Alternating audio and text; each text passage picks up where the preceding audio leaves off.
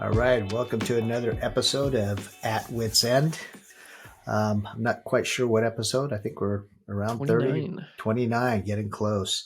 If you're a first-time listener or first-time watching it on YouTube, I'm Ken. That's Carson. We're 9 hours difference, and I'm on the west coast of the United States. Carson's in Upper Austria, Linz, Austria, and about 6,000 mile difference. What's that? Unfortunately, no coast here. Oh, you got the lakes though. You got the beautiful Alpine lakes. There's no west coast or east coast. Yeah. So. Carson's not feeling 100%, so you'll have to forgive any kind of sniffles or coughs today. So let's get into it because it's the end of April. Tomorrow was May 1st. Oh wait, real quick before we get into it, okay. I wanted to.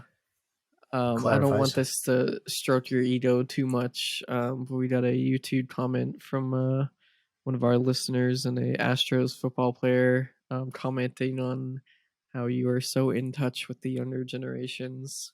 Hey, look at that, folks. I was like, I shouldn't mention this to him, but you should, because no family members, you guys think I'm so old and out of touch.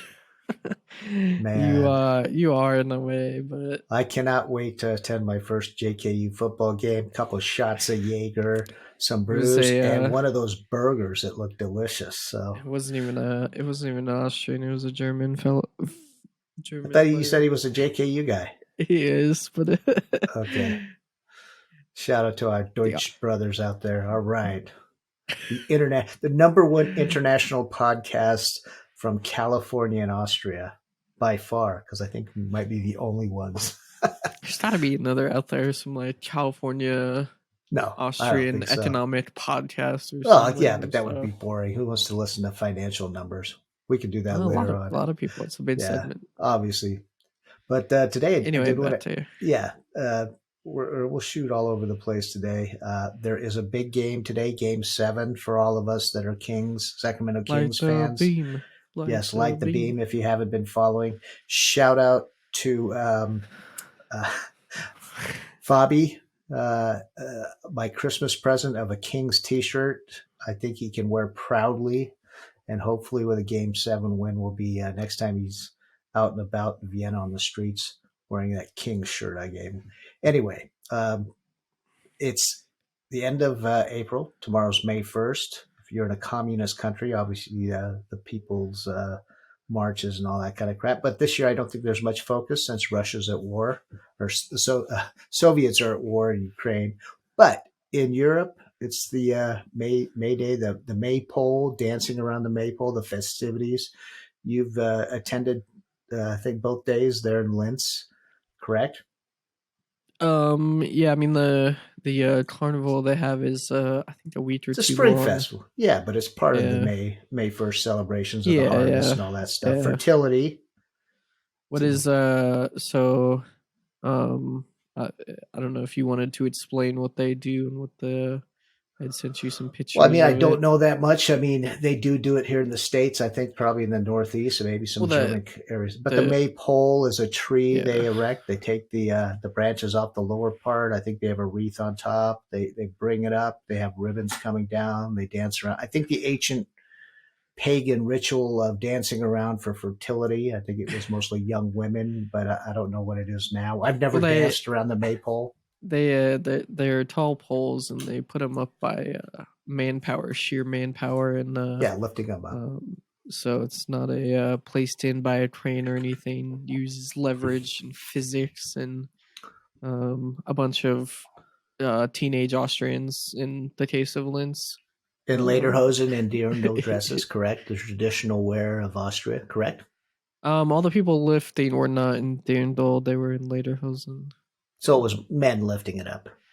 Some women. In lederhosen? Yeah. Oh. Same outfits you saw in the picture: checkered, red and white checkered shirts, and the is that the Linz colors for Linz? I think that's just pretty standard Austrian. It's Austrian colors. Right? Yeah, but the different areas have different colors designations. Yeah, but I mean, red and white is Austria. Austria, Austrian color. So I think that's just the standard I mean, that's when even before I moved here, I knew red and white was like the most flag. standard. Yeah. Well, it's like the most standard color for one of those, like the shirts they're wearing. So, right. Okay. I think it was just the standard outfit. So in Linz, good attendance. You said it was pretty busy downtown. Oh yeah, it's impossible to walk around. It was busy. There's I mean the maypole going up. It's a process. So I didn't. I stayed for maybe 10 minutes and watched them lift it like a couple feet. Takes that long? Yeah, it takes a while. Obviously, no JKU engineering students to help them, huh? They're safe, being safe about it and cautious about lifting a giant pole. But yeah, it's a tree though. I mean, not a metal pole. It's a tree. No, it's a wooden pole. Basically, well, yeah, it's like a telephone pole in the U.S. Just a very tall pole. They put some. Well, I think originally they left the branches on top.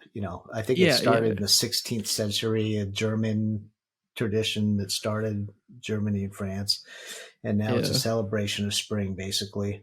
But what intrigued me the most, I don't know if you posted it on social media, but you posted it on WhatsApp, was you visited a taco truck. Yeah, it's at the carnival. So every spring and fall they host a carnival here on the river in the Linz with a lot of typical carnival games and rides and random tchotchke sellers and let me interrupt. Trucks. If you're not familiar, because most of you in the States probably aren't, Linz is on the Donau. The Donau is one of the most famous rivers in Europe. So if you become old like me, or you're younger and want to take one of the river cruises that you see ads for and Viking cruises, they will stop in Linz. Yeah, so, you'd have gotten a very lucky weekend if you were on one of the boats that stopped here this weekend. So were they stopping and people were departing off the boats? Oh yeah. Okay. Every week there's people coming off. And there was a boat that parked right outside the festival. So I don't know if it's a good or bad thing. Definitely bad when you're trying to sleep and there's carnival games going on. But great old thing if people, come on, man. Exactly, it's an old people bad thing. But if you're wanting activity, the carnival is right outside your boat. So, but was the carnival going on through the night? I would assume it would end by midnight, 2 a.m. Yeah, we're talking old people hours here, so it goes to like 11. Don't feel insulted because he's talking about me. So. Yeah, it's old people hours. So hours, the hours are like late is like 8 o'clock, right? 8 p.m. Yeah, that's late hour. I think he goes to like 10 or 11 at night. And so Linzer Beer, big sponsor of the Carnival Festival. No, I don't think so. I mean, there's a number of sponsors, the newspapers and the radio stations, and they obviously have a bunch of beer gardens and music rides. It's just a big festival and everything. But so getting back to the most important, how were the tacos? Yeah, so actually, what's interesting is I've been trying to go to this taco truck for a while. So it's a local. It's been around town. Yeah, it's a local. It's been at the Südbahnhof, which but we didn't go there. Yeah. But it's this like South market. Train Station. It's not even a train station anymore. It's just a marketplace now, where they have stalls and stuff, and they set up food trucks and stuff. They'll sell meat and cheeses and wine and everything out there. But usually this truck is over there, and I don't super follow it closely, but I knew it existed. It's been there. But it's a Mexican and Peruvian food truck. Oh. They sell tacos, burritos, quesadillas, tamales. Had a really big selection of empanadas. Had tajin. Yeah, burritos. They had tajin, the seasoning.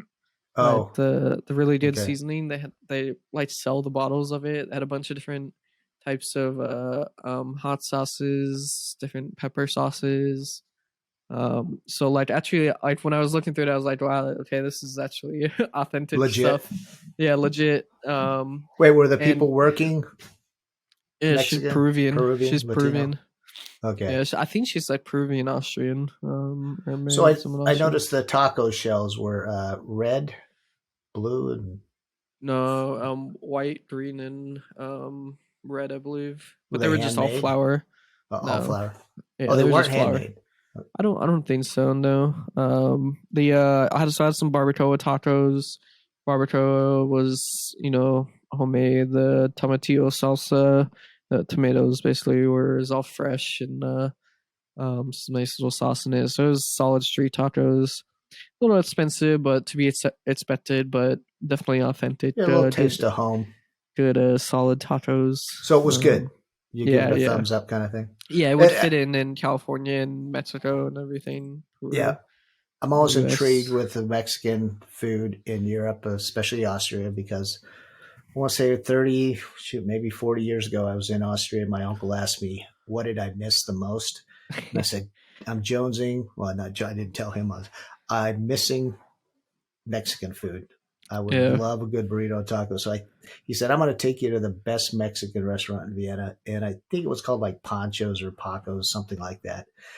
And Sancho's. I think Sancho's maybe it still was. there. All I know is the tortillas were basically pancakes.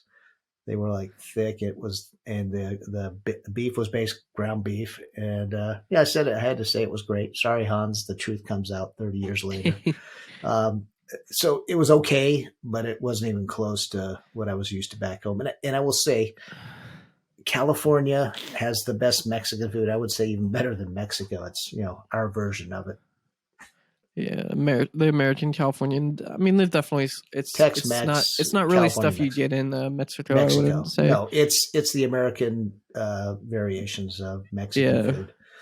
Not to say that. Yeah, I mean, Mexican food to me is like on the same level as Italian food. They're one and the Yeah, same at the very top that's a good to good me. comparison. Like they're Flavors as far as flavoring and satisfying your appetite.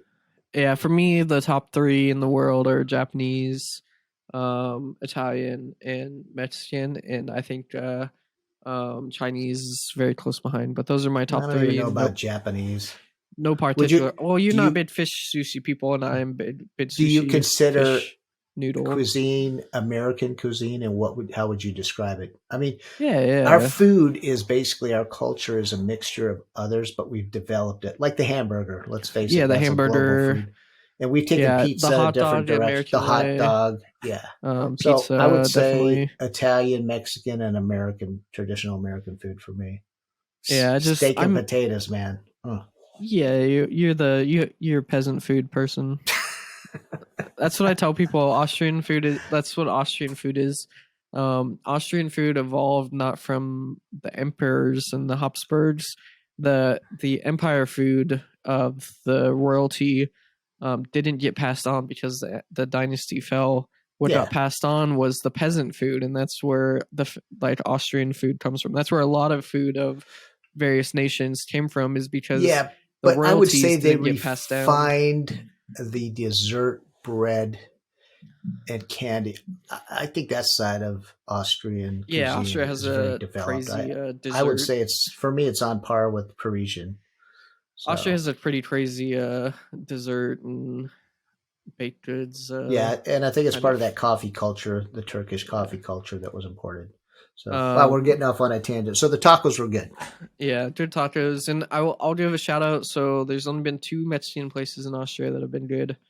Um, this place, this taco truck here in Upper Austria, and Tonio's Tacos in Vienna.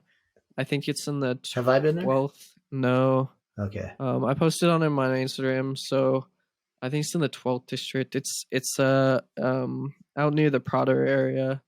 I can't remember what district it is, but 17th. Yeah, I don't know either. So either anyway, Tonio's Tacos is fantastic, authentic Mexican food. It is the only place in Vienna so far I've had that is um, uh, legit. It's a second district, by the way. yeah. That's Okay. legit Wow. Mexican food. And it is fantastic, worth a visit. There's a girl I follow on the TikTok that is American from LA. She posts about life in Vienna and food, mostly about She food lives in places. Vienna. Yeah, yeah, and mostly about food and stuff in Vienna Got and to get her to bars. listen to the podcast. And she had posted about Tonio's Tacos, and so I went there. And yeah, it's a fantastic place. And then she also mentioned how her family from LA came to visit, and they brought Cholula. But I commented, you can get Cholula here. No, it's at Interspar. The actual brand. Actual Cholula, yeah. Can you like, get, you can get that here. Are jalapenos available? Yeah. I have a Sliced? jar of jalapenos. Okay. Yeah. Oh, you know, one thing I didn't mention is, as far as Austrian cuisine, the schnitzel. I love Peasant it. food. Yeah. Yeah, still simple. Call it peasant, but it's peasant delicious. Food. So moving on. Anyway, this weekend just ended earlier was the race in Azerbaijan. You okay? I watched the beginning and then just kind of watched the recap at the end. So obviously Red Bull 1 and 2. Yep. It's I mean, clear as day too. There's no fans or buts. But what happened with Leclerc early on, because he started the race on the pole. Yeah, so simple pass. It's simply So it kind of simply comes down to this. In one lap performance, it's a pretty good battle between the Ferraris, Red Bulls, even Aston Martin's pretty close. In one lap comparison, so qualifying, it's a good battle.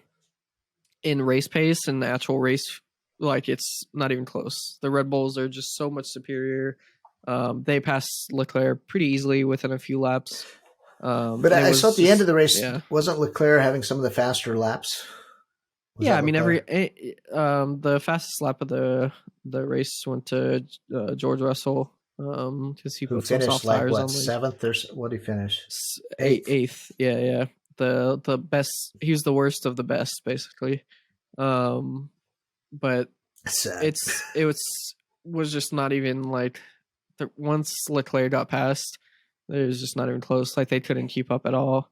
There's just something, and it's funny because I have this conspiracy theory that a lot of people have talked about, and the George Russell has talked about it. I think Lewis Hamilton's alluded to it, and I think a lot of podcasters, social media people have talked about it. But it does feel like Red Bull is sandbagging in qualifying in practice.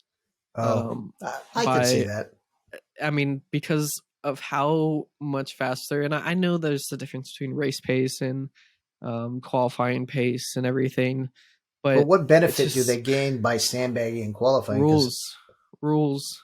If they just dominate like everything, I see what you're saying. So if they dominate all aspects of the race, qualifying, sprint racing, the race, I will say this: change the rules. I will sit there. Not just this race and others, going, Red Bull is so dominant money-wise too, I think, and they got in trouble in the past, didn't they? I wouldn't say that at all.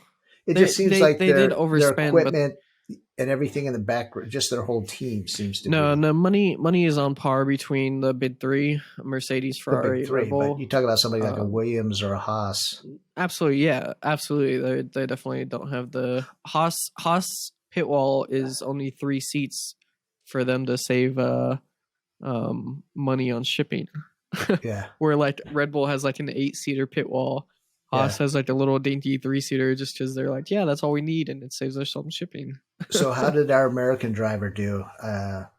Logan just kind of did he have a decent race? Okay. He didn't really do anything. And how about your McLaren team? He got past the pack. Lando performed the best of the rest, so the top 4 teams being Aston, Red Bull, Ferrari, and Mercedes. Lando came in 9th, so that was good. Piastri in the 11th. So best of the rest, whatever the points haul, 2 or 3 points. It's not huge. I'm a Red Bull fan. Kind of, it goes back to Didi, who, the owner of Red Bull. It's an Austrian company, so I like the fact they're Red Bull. But I gotta admit, I'm kind of, I like underdogs. I feel like you're not the underdog anymore, or never have been. I feel like you'd be rooting for Sergio. He's a Mexican racer. Yeah, good guy. Look what's happening. He's doing it. He's the only competitor in the match right now, and he's 6 points behind. I mean, Yeah, Ricardo, whatever team he's on, I root for him. Red Bull Oh, team. and who was the first guy to ever win at Azerbaijan? I don't. Ricardo. Was it Ricardo I think so. with Yeah. Red Bull? Yeah. In 2000. Well, it started 2016 and goes. That's 16, the I other think. thing. Just to talk about the city Baku itself. I think originally part of the Persian Empire, was part of the Soviet Union. It's part of a lot of empires. The Mongolian Yeah, Empire, probably. but Americans have no Roman. idea where it's at, and It's I far mentioned that away to from somebody America. last night. I think it's the most eastern race. No, because you have Japan and Australia. But yeah, okay, most eastern in the northern hemisphere. Probably the furthest away from America that And the least and the furthest culturally, maybe. I don't know. It's I've had two people say, I don't even know where Azerbaijan is, and I think that's because it was part of the Soviet Union. What's the sea it is on? Caspian. Caspian Sea, yes. And the Caucasus Mountains. It's in between. It's kind of the center of a controversial geopolitical area. Oh, yeah. Turkey, Armenia, and my old residents of Iran. So to explain it interestingly, right, you have these three massive geopolitical influences in Russia, Turkey, and Iran. And then in the middle of those three are Georgia, Azerbaijan, Armenia, Turkey. Yeah, you said Turkey. Turkey's one of the big three, right? And you got the huge conflict between Armenia and Turkey, the genocide, that whole debate, which we won't get into. So, Yeah, it's just like this crazy region of like unknown to the world, right? Yeah, so you have Georgia top. So left, how did they get the race to begin with? Money. They got it extended to. Okay, so it's an oil country, not as big now as it used to be. It's a petroleum-based economy. Yeah, I mean, I think they just that's how you get any race nowadays is money. So Baku just spent a lot. I'll say this: Russia doesn't have it anymore. The race is interesting, right? So I'm not saying it's a bad race or anything. It's a very interesting race. I would love to go, and here's why. I hear it's the economy. You can go there as a tourist. It's very inexpensive. The history of the place, the fortress, the inner city, I hear is great, and I think it's fairly safe. But I'm not sure about that. I know it's part of a conflict now. Yeah, I would question that. I mean, it's definitely during race week it would be very safe. Yeah, obviously, yeah. It's interesting. I saw a photo of overhead from what the pit lane straight in pit lane looks like during the race and without the race going on. And it's just like this 10-lane wide road that converts down to a 2-lane wide road. It's just for the race. There's no lanes, and like the cars just come down to a tiny road. So when you turn on turn 1, when it turns left, that turns into basically a 2-lane road, like, or a 3-lane road in one direction. But coming from there, so when you remove all pit lane and all the building that is there, it's like a 10-lane road. So it's just like this huge funnel. So during the normal, when there's no race there, are there cars on all 10 lanes? It's just a street. Yeah, it's just a street. Well, the other thing that fascinates the fortress, there's the castle there, that one turn where I think it's AWS has got the logo. I'm surprised nobody crashes into that constantly, because that's a tight. Well, there's a famous incident from where Charles Leclerc just straight into a wall there a few years ago, and he's and he comes over the radio. He's just like, "I'm stupid." It's just a very famous radio. So I'm thinking, if to attend the Azerbaijani Grand Prix, your last chance is going to be 2026, because I don't know if they will renew. They just renewed it to 2026 this year. Yeah, but I mean, that's 10 years. They've already committed to Vegas for 10. I think their commitment's usually 10 years, right? No, like this year they extended it. Like it was expiring sooner than it was in 2026, and this year they extended. Yeah, but do you think in 2026 they'll extend it? They possibly could. It depends on how it goes. But I don't think it's a bad race on the schedule, and it's different. Like, it's an interesting race for sure. It's provided a lot of interesting racing. It's an unusual location. Well, for Americans, I guess it's unusual. They don't know much about it. I mean, even for Europeans. and I would like to. That's one race I think I would enjoy attending, just because it's Yeah, it's just when I was looking at the stands weren't very full. No, Some of that's what I'm the saying. Easy to get practice a ticket. qualifying. I bet lodging's fairly reasonable. I don't know about getting there flight wise, but Yeah, it's being not the easiest thing for sure. I mean, you probably have to go through like Turkey would be the easiest. yeah, Istanbul, I would think so. So that'd probably be the way to fly there. But yeah, an interesting and definitely a lot of tension in that region, and there's always been a lot of tension in that region. Um, that's that region's quite a quite a yeah, there's tribes, the cultures, geopolitics political, of that region has been kind of anything to crazy. do with the Soviet Union, Turkey, oil. And there's been many conflicts there when Russia invaded Georgia, and the Armenian Turkey conflicts. But if you look, those are the old trade routes, basically. I mean, historically, culturally, they go back for centuries. The Mongols, The Mongols, the Ottoman Empire.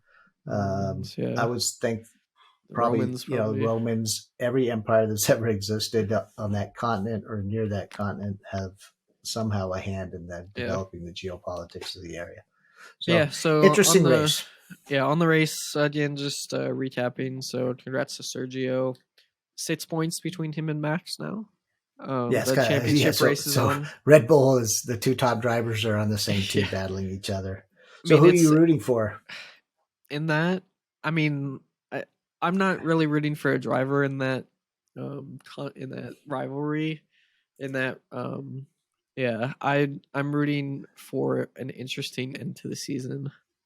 Yeah. I'd rather it be interesting. I don't really care who wins out. I just want it to be an interesting. Like I said, Red Bull is definitely dominating. I would like to see. The Constructors Championship. Happen. The Constructors is nothing to change. And I will say that it's sad, but for this race, and I didn't get to watch the race. I watched parts of it, some highlights. But the biggest controversy was at the end with the photographers, pit crew jumping on the pit wall. So you know why it happened. Well, I mean, they used to do it all the time, and then they banned it. No. But I don't know why did it happen. I don't know. Yeah. So and who was coming into the pit? Yeah. So Esteban Ocon and Nico Hulkenberg started the race in pit lane, and they both took. They had hard tires. They did not stop the entire race. In Formula One, you have to make one pit stop, and they had 0 stops up until that point. Hulkenberg pitted, which is amazing. How you can go a full race and not stop. Just managing your tires, yeah.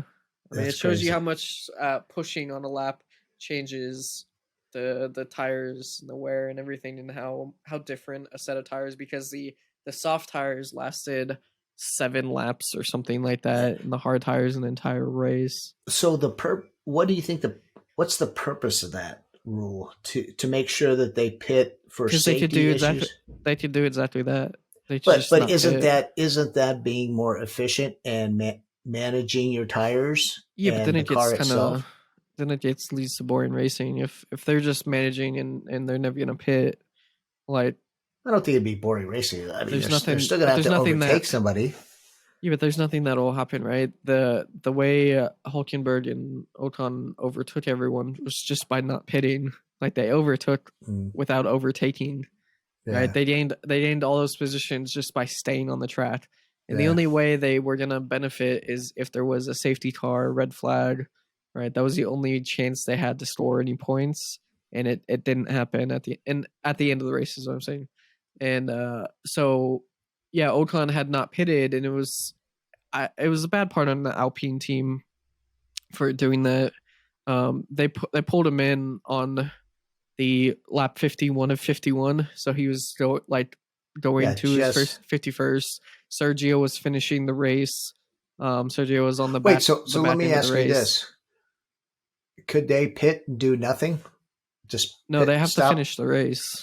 So I mean, when you go into the pit, when you pit, do you have to change tires? Do you have to do anything? Yeah, you have to change tires. You have to use 2 different sets of tires. Okay, so that's a rule as well. Is you have to use 2 sets of tires. Pit and use two different sets of tires.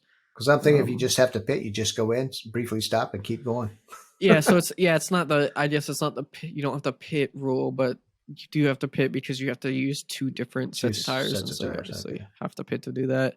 But yeah, he had only used hards to that point, and it was lap 51 of 51. So Sergio was on the final lap. He got the white flag already. Esteban obviously being way behind him, pulled into the pits while Sergio was about halfway finished with his lap, and that's when the team comes out to the wall to celebrate. That's when the photographers come out to get their positions to take photos of the but they've been told they can't do that at all anymore. But they did do it. I don't. Yeah. So is that poor management by the Azerbaijani I think it track crew? It was a combination of Alpine kind of being I don't know the right word, but being French? Too strategic. Like they were just looking for a red flag to come out on like the last lap. That was essentially what they were looking for. But then to let photographers go in too. Or that's typically what happens. But the photographers were going to that area where the cars pull in for the podium. And so, I think that was also part of that, the Grand Prix marshals letting them into the pit lane. I wonder if to go to their repercussions or fines for that. Oh, they'll change how they do that for sure. But it's interesting because that's been a thing this year, a theme of people getting onto the tracks. So after the Australian Grand Prix, there were fans that before the race was over, there were fans on the track in front of the security barriers, and because fans get onto the track to go to the podium to watch the podium. They all sprint along the track. Yeah, but don't you have to have a VIP ticket to even be close to that? Okay. Well, that's what they're trying to get on so fast they can sprint to the podium and be close. Yeah. And that's for any ticket. They allow you to go onto the track to go to the podium area. And so at the end of the Australian Grand Prix, they were on while there were still race cars on the track, and that was a big oversight from them. And then they started stealing all the signs and stuff from the track and trying to take home everything. Everybody wants a souvenir. Yeah, there was crazy some of the stuff people were trying to take, and they as they left the gates, they were stopping them. But yeah, they're these walking out with these big signs. People. I'm just surprised in today's race that as they're coming in, nobody was hit because the crowd was across the pit lane completely. Yeah, all those photographers. Yeah. Yeah. So. And they commented on it during the broadcast. They were screaming about it.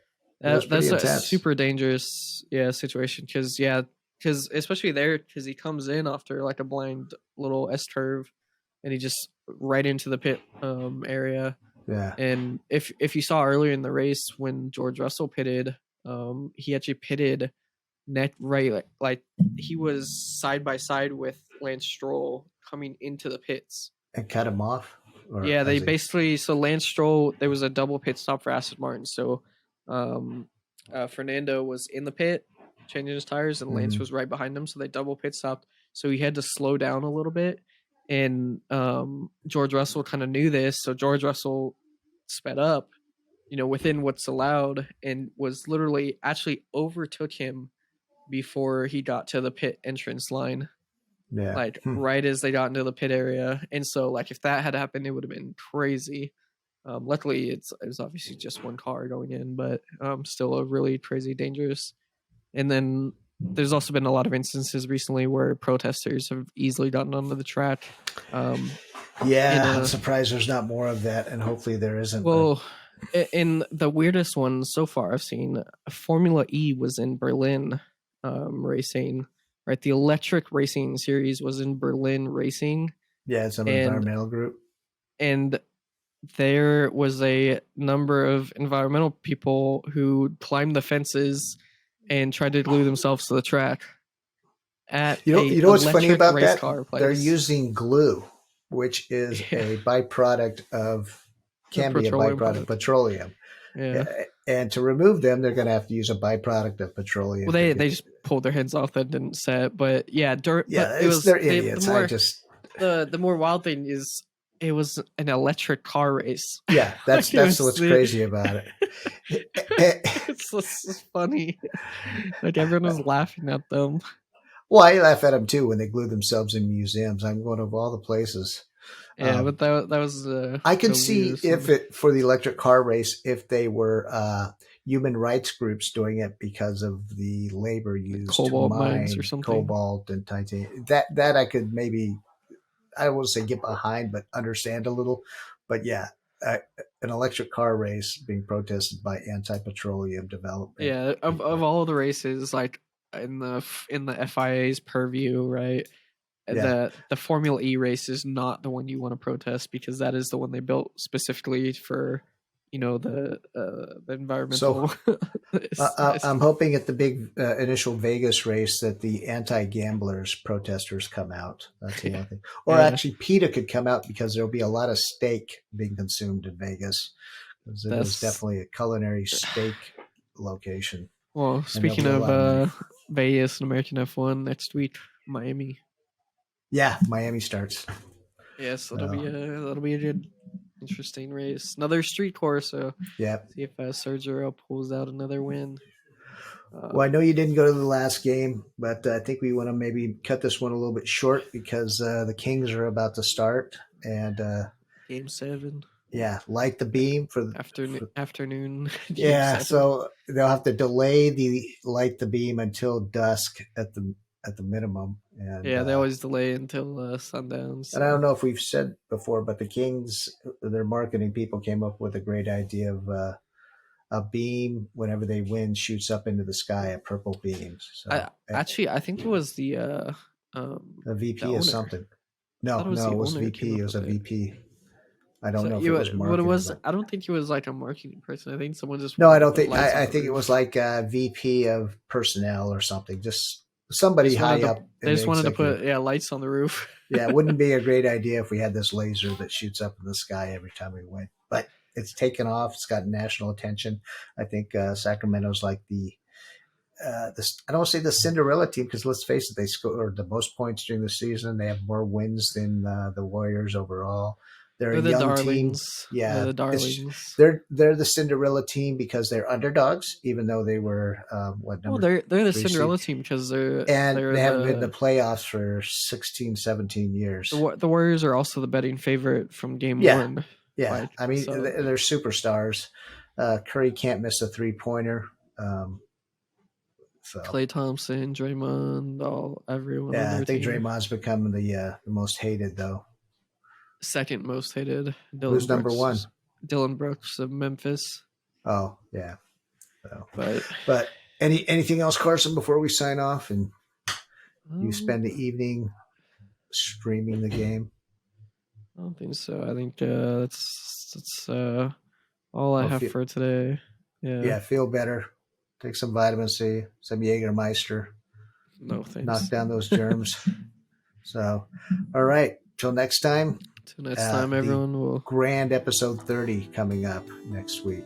Anniversary episode. Well, it's the 30th numerical episode. Yeah. All right. Cheers, everybody. Till next time.